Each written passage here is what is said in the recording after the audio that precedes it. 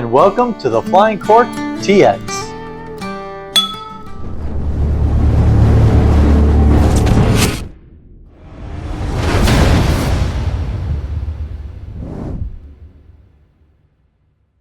Hello everyone, today I am in downtown Hutto, home of the Hutto Hippos.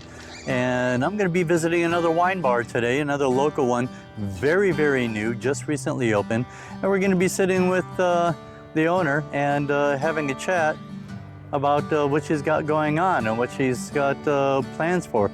Quite a quaint, cute little place. So we're going to go inside. Ready? Let's go.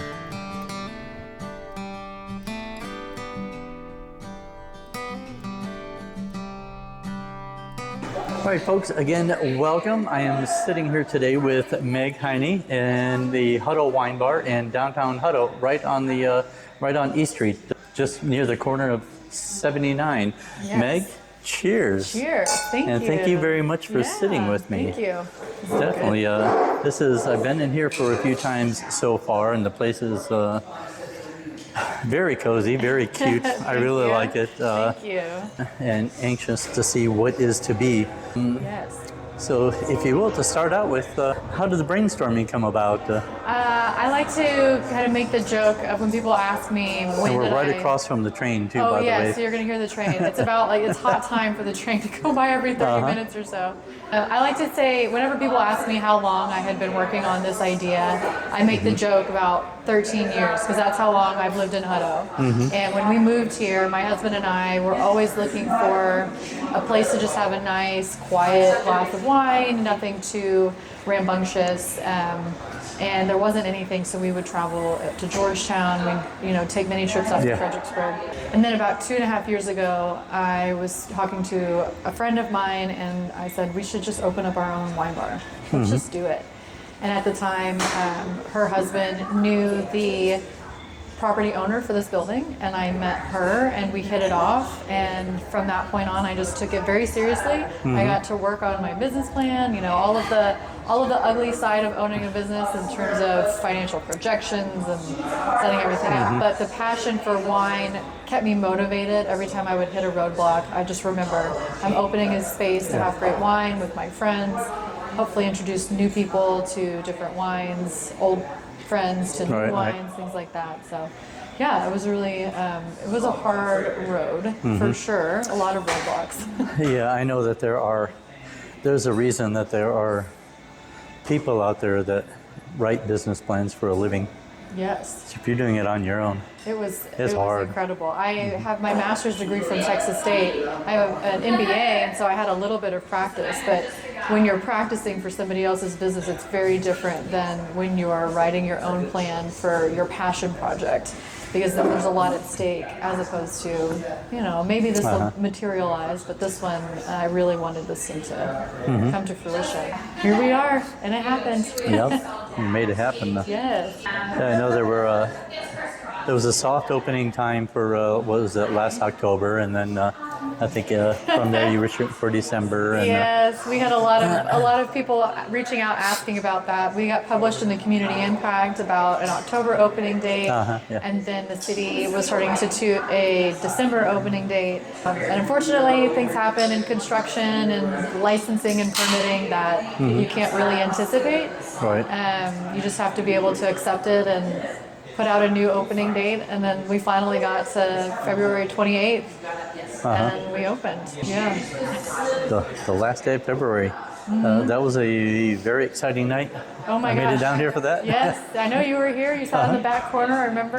Yeah, it was great. I was impressed, and I was very touched at Hutto just showing up for this business. I think we had so much chatter about the business opening and Hutto Wine Bar. We're finally getting a wine bar. Everybody's so excited, and all these dates we thought we would be open, and then that night, we were, from the moment we opened at 11 to we were asking people to leave at 8:30, 9 o'clock. It was a really impressive day. I was very, very happy to see everybody enjoying this space as much as I do. And as I've watched this project grow for the 2.5 years, the space has evolved. This building was torn down and rebuilt. and seeing it come like almost literally brick by brick to be built into what we have Right. was just super gratifying. Yeah, and definitely you said before, still a work in progress. What are you planning? Anything in addition to the inside so far that you have going? I did see the neon light that you guys are about to put up earlier. Yeah, you walked over, we were testing our neon light. Yeah, so on this wall we'll have a really cute neon light. We're trying to bring in some more local art as well. We have a few local art pieces on the walls today, but I love featuring local artists in any way that we can, whether it's print or anything like that. So on the inside, I think, just kind of bringing in a little bit more aesthetic to the space, and then really focusing on getting our backyard in the tip-top shape. That's going to be really huge, especially as we're, like, this time of year is fantastic for a patio, especially a patio with a glass of wine, maybe a bottle with some friends. Definitely. Yeah. That's going to be a really nice seating area outside, and I love the fence, the wall fence that you have built around is really nice. Thank you. Yes, the fence was installed a few weeks ago, and so it made me get a little bit more focused on, okay, it's time to get going. And so we had our crushed granite delivered. We had a whole truckload of that, which was really great, and we're going to be bringing in some AstroTurf so we can put some cornhole boards out. So I feel like everybody loves a little Saturday afternoon competition. And then I can personally say that I built all 6 picnic tables that are outside. Wow. I spread it over 2 days. It was a little overwhelming, but person of many talents. Then, and we've got some great string lights that have been installed. My husband put those up last week. And so in the evening time, it looks really inviting out there. And I'm excited that when we get ready for our grand opening, that's going to be very welcoming for everybody to come and hang out on the weekends, weeknights. Did you have a date set for that yet? Yes, April 19th. So it's next Friday, and we'll start at 4 o'clock. We're going to do a ribbon cutting with the Chamber of Commerce. We've got charcuterie cups from Miller's Table. They're a great business out of Austin. They do a lot of small classes for how to build your own charcuterie. And hopefully in the future we'll be partnering together to bring in some things to snack on while you're here. Wow, that's very cool. Yeah. Well, darn, I just realized I'm going to be on a night that I'll be out of town. Still we'll take lots of pictures. Still at Sherwood Renaissance Festival, and ironically, I'll be sitting with at that time, I will be sitting with another winemaker, a new winery out in Page, Texas. Serendipitous, as she said, Emmy, that I talked to earlier today, coincidentally lives in Hutto and is here and coming to meet you. And very neat. Just sorry that I'm going to miss that. It's all right. Well, it's all right. We'll have a lot of really great springtime in the backyard, and you'll come back. Oh, definitely. Yeah. Definitely. Of course, we'll be back. You're only 10 minutes away from my house, so that's... And that's so convenient. Yeah, it's like I planned it just for you. I think you did. I've said for years, Hutto needs a wine bar. Yes. And man, thank you for making that happen You're too. welcome. So glad. Get your, what about a wine club? Do you have Yes, I actually am just finishing up the final pieces of offering a wine membership. It's going to be called the Hutto Wine Bar Members Only Wine Club. And there's going to be 2 options. There'll be a 1 bottle a month or a 2 bottle a month option. And with that, you're going to get specially curated wines that are only available to members of our wine club before they go on sale to the general public. And there will be a pickup party where you can come and enjoy a glass before you take it home. There'll be some other perks as well when you're actually coming in and visiting with us that you'll be able to enjoy.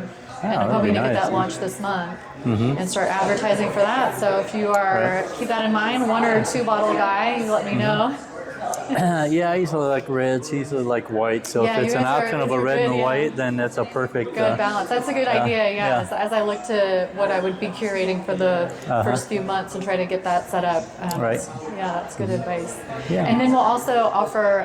We have a wine fridge that is at the moment vacant in terms of no wines being stored in there. So I'm going to be offering the rental of shelves as kind of like a wine storage or a wine locker. I've seen this in other Usually liquor, bourbon places and stuff like that, they have their little private lockers. Yeah, so so for wine, private that's not a spaces. bad idea. That's Yeah, so I figured it's it's something to pretty neat. offer. You don't have to store wine that you purchase from Hutto Wine Bar. You can bring in other wines if you'd like to store. And so we'll be offering that service also. I'm hoping to get that also available in April.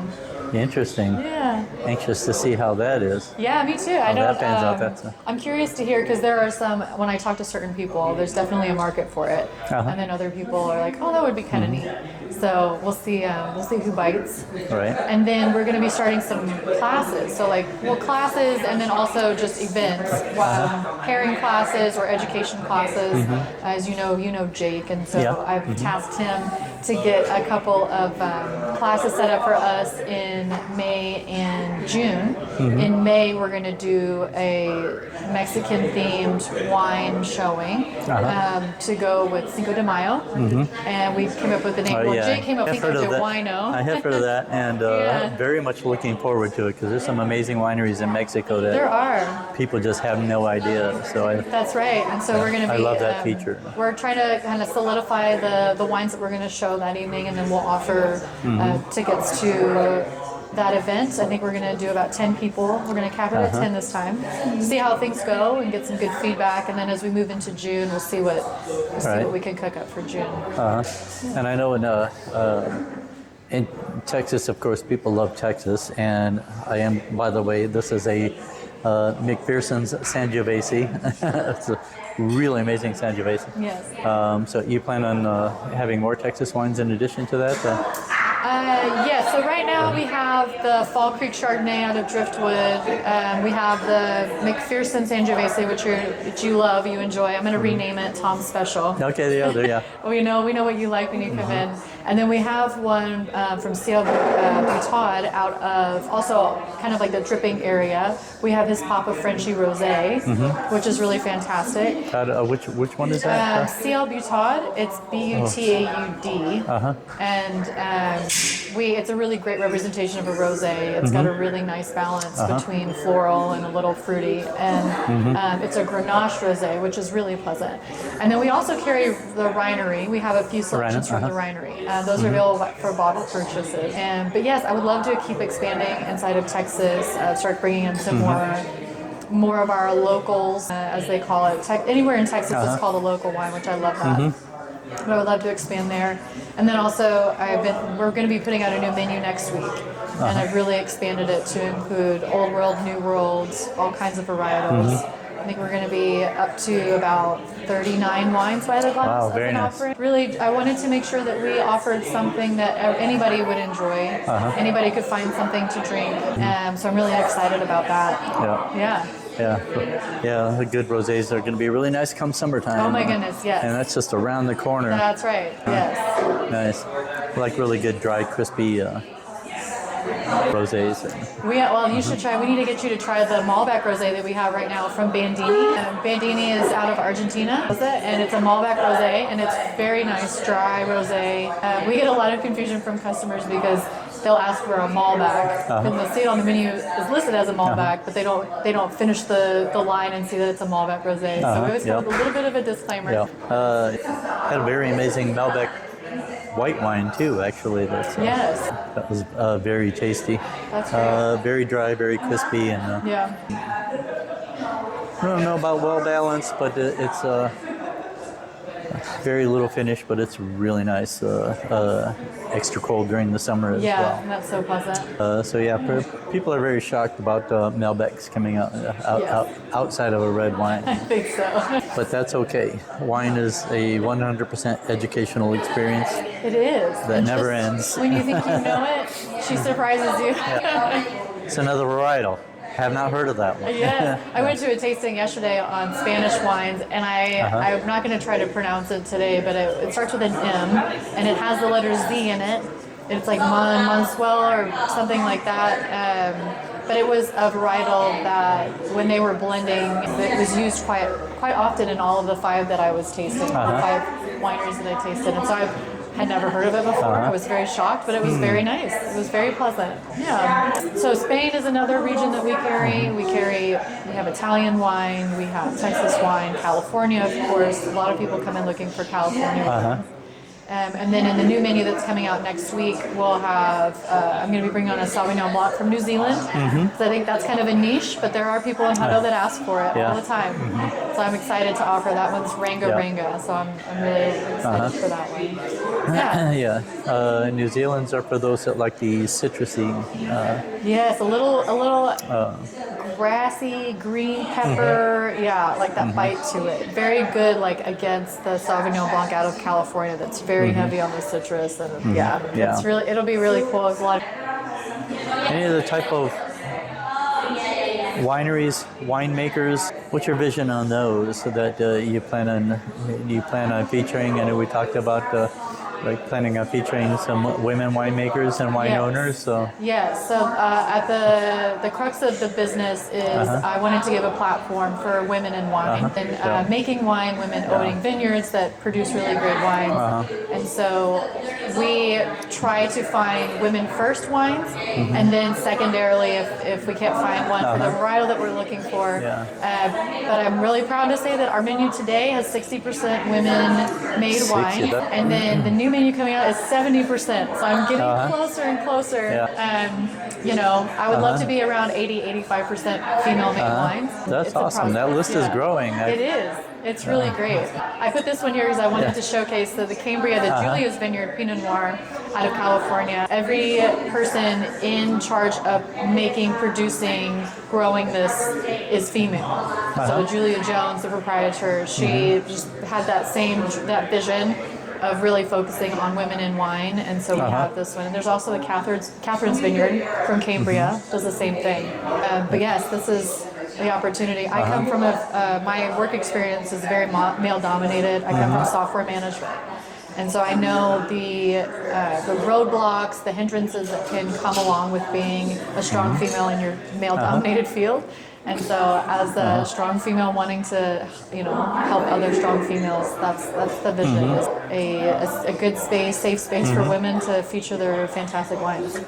My day job, which is IT, has been very male-dominated. But since I've started working there, is it switching? Really quickly, really quickly. So that's been a lot of fun. It's been really great to see.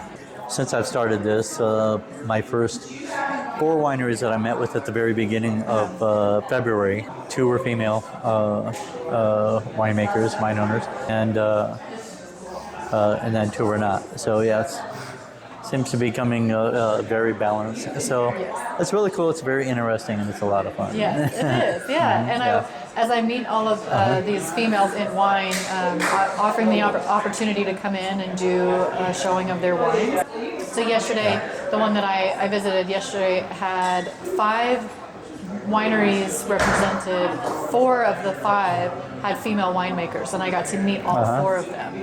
And I said, if you're ever back in Texas, if you're in Houston or Dallas, we're just a short drive from both. I'd love to have them come up here. But bringing in people and letting them meet those that are actually making the wine. Right. Because what I see a lot of times is that the staff is well trained to talk about the wines and where it comes from and who makes it. But I think there's something so personal about meeting the girl herself, the one who's put her passion and her, blood and sweat into making that wine. So I'd love to have them come in. If you're out there, you let me know and come in and talk about your wines. All right. What has your feedback been so far from from folks that have come in? Feedback on the bar and your wine selections, everything. Everybody's fantastic. They love it. I don't need to change a thing. It does. I mean, it's from my dad, it's mostly a thumbs up for me too. Thank you very much. I will say that the biggest points of feedback that I get are, you don't have a street sign yet, so I didn't know where you were located, which we solved yesterday. Yes, I was so excited. I saw the guy came to do the sign installation, and he was putting it up, and I just sat outside with my arms around him, just watching and smiling. I'm so glad. So that was our biggest piece of feedback was, you're on Google, but I didn't know where on each street you were. So now we have our street sign. The second is food options. Really surprisingly, people want more snacks. And I think what they mean by snacks is they mean charcuterie. Yeah. But as you're probably about to mention, we have East Street Pizza that is just a few doors down. And so we actually keep one of their menus behind the bar. And so when people ask where they can get something to eat, we pass them the menu, say if you call, it takes them 15 minutes, enjoy a glass of wine, walk down, pick up your pizza, bring it back, and have another glass of wine with dinner. I'm very welcoming to bringing in food from other restaurants, especially Hutto restaurants, and enjoy it with your wine. Whatever will make you happy and keep you here. It's a wine bar and Italian food right next door. Isn't it great? It's almost on purpose. Yeah, almost on purpose. It is a great way to work together, but unless aside from charcuterie, unless you plan on building another small kitchen of your own, to do small things, I don't know how. Not at the moment. I mean, my brain is always racing with new ideas of what we can do. Yeah. And I think that we need some sort of Antonelli's like cheese shop in the Hutto area. So that would be that good. might be a great idea. Yeah. Maybe I just need to meet the right people to make something like that happen. But I would love to do on this strip of business. I think that would be really fantastic. But for for this business itself, I really am going to stay wine focused, and then hopefully we'll be able to partner with another local female-owned business, Miller's Table that I mentioned earlier, and feature their charcuterie boxes. And so once that's all ready to go, we're going to bring them in and make that happen. Yeah. So if anybody wants to move into Hutto and open up a cheese shop, yes, you let me know. Yeah. I'd love to talk. We'll help you succeed. Yes, we will. Indeed. Okay, from winemakers to wine bar owners, I always have to ask, what is your go-to wine varietal? Oh my goodness. I'm going to say go-to. It doesn't have to necessarily be your favorite. I think that my go-to, and it's interesting because it's changed over the last few months, but right now my go-to is a Pinot Noir. And I think as it gets warmer, it will probably be a Chenin Blanc or a Pinot Grigio, just something kind of lighter and really nice and crisp, right? That we talked about. But I'm also trying to really exercise my taste buds on varietals that I don't drink very often. So I was exploring southern Italy a lot recently, but I always come back to a Pinot Noir. I just love that jamminess, and it's just a really pleasant drink. Yeah. I'm a huge fan of Oregon Pinot Noirs, and so that's almost always my go-to as well. But almost anything Italian, north to south. It shows. You're our Sangiovese spokesperson. Right. Alianicos, which are being done pretty well in Texas too. Number of other things. Tenats, that's not Italian, but Tempranillos, of course. Spain. Montepulciano is another great one. We, as I explore all of these wines, it's always very difficult for me to not just go ahead and put it on the menu. Kind of like dated, and I think there's a lot of wines, especially like a Brunello or a Rosso, depending on which direction you go. I mean, is that something that you could have a quick glass while you're here? Or is it something that I could sell you a bottle and you take it home and you kind of do a long game with certain wines and so I love sit-down flavors, sit-down varietals, and then there's food varietals, and actually I forgot to mention something that we're going to do on the inside is we have the by the glass menu. And then hopefully in the next few months, I'll be offering bottle-only purchases. And so we're going to be expanding the available wine menu, but by the glass will stay set, and then I'll start bringing in, I'm hoping to do about 30 to 40 bottle options. And so the way that our business is set up is that you can enjoy a glass, drink a glass here, or if you just want to buy a closed bottle, you can take that with you home. And if you decide to purchase a bottle, have one glass, and then you don't finish it, we can take it home, send you on your way with that as well. I do that a lot. Take a half a bottle home, but a lot, but not very often. Because it's easy for me to sit with a bottle, and I mean, everybody knows that I'm a slow drinker anyway, so it could take me a very long time to. I always enjoy having you in here, and now that you started to bring one with you, I think it's great to see you guys hang out for a while. And that's what I really wanted for this space. I wanted it to be somewhere that you could come and lounge and enjoy wine and didn't feel rushed or overwhelmed by a big crowd. I would love to have a big crowd, obviously from a business perspective, but from a wine passion perspective, not. Unlike some bars or restaurants, you don't want to turn over tables. Right. You want to. Yes. You want people to come in and stay. Yes. And that's how you get to know the community too. Exactly. The amount of time people have waited for us to open, I feel like I want to meet everybody. Everybody that was cheering us on from the background and from the sidelines, and I was so excited. Please come in and say hello. I'm usually here. If I'm not tucked in my office doing my other job, then I'm out here sitting and chatting with the staff or customers. Yeah, I love being here. Yeah. What's your current hours at the moment then?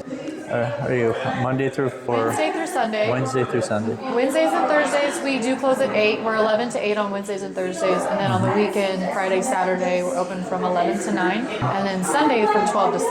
So we do have a short window on Sunday if anybody is after church just needing a mimosa. We do mimosas on Sundays, and we also have a drink called a bromosa. Yeah, I can't take full credit of making it up, but it's a McConaughey's IPA with a splash of orange juice. Yeah, so we do have a few beer options, but it's something to, guys are coming in with their gals and they... An IPA with a splash of orange juice. Yeah. Can't say as I've tried that before, but a Ramosa, okay. It's actually not, if you put enough orange juice in it, it's not bad. Yeah. Yeah, I guess, Sundays would be really nice, so they'd have to bring in your own brunch, but Sundays, mimosas, and Absolutely.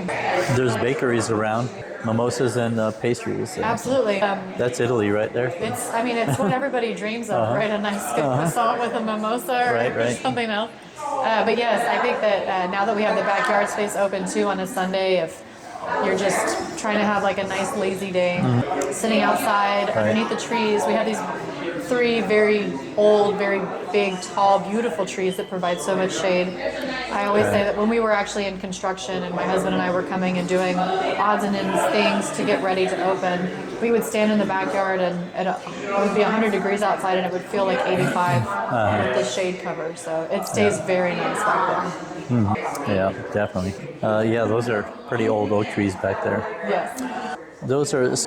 It's actually, you mentioned about your street sign out there, the store sign, and it's pretty old school when you're thinking about hanging the sign outside the front door. But Hutto and East Street, downtown Hutto here on East Street, it's a very old street. This is downtown Hutto. So I'm going to lean back into that just for 1 second, and in closing, that had to be really cool to hang out your sign out there in front and in such a way, and it really fits out there too. So. Thank you. Yes, I wanted it's really neat. I wanted to make sure that you knew where we were, and that it just fit with the whole vibe of the business itself. I mean, it's very clear that we're Hutto Wine Bar, very crisp looking sign, and then the way that it hangs off of the building is very like old school, the way that signs are like perpendicular with the front of the building and they're hanging down over the sidewalk. And I think it looks nice because as you look down, if you are standing from 79 looking towards Farley Street, you just see all of these really great signs hanging in front of the building. And then the opposite too, from Farley looking to 70. Yeah. But yes, that was, it feels almost more official. I mean, I don't know if being open is very official. Well, no, I totally understand but now exactly we have a what marker, you're saying. Right? Now we have like an official marker on the street. This is where we are. Yeah, hanging out that sign out in front, that used to be. That used to be the big thing. That was, yes. And I almost wanted to wait until next Friday, but then I thought, no, I want it, because we have our crawfish boil on Saturday. The Chamber of Commerce, Hutto Chamber, puts on an annual crawfish boil, and it's on the 13th, which is this Saturday, and I am very excited to have people come in. The last few festivals we've had, we weren't open. Since we opened in February, we weren't open last fall. And this will be our first weekend festival that we're open for. And I am very excited to have people just walking by, peeking through, come in for a to-go glass of wine. During the festival, we could put it in a plastic glass and then walk around and visit all the vendors. But yeah, that that was a really big moment for me. And it happened by surprise. The installer just showed up and he was like, "Hey, I'm hanging your sign." And I was like, I feel like I needed to prepare for this moment, but it was really lovely. Yeah. Well, Meg, it has definitely so far since you've opened been very much a pleasure meeting you. It was very pleasant. Also been a pleasure hanging out in here. Yes, getting to And I have nothing but the best of luck for you and best wishes. Cheers. Thank you very much. So yeah, we'll be here a lot more. Like I said, you're 10 minutes away. Tom's so. special. Exactly. St. Julius Day. Absolutely. So if you live in the area, anywhere in the North Austin area, you have to come to downtown Hutto here and stop by and have some wine. It is a great and cozy place to hang out at. Again, I'm going to put the links to everything down in the description below. Make sure you hit subscribe, hit the thumbs up, because this place is a thumbs up worthy location. And with that, we'll see you next time. Cheers.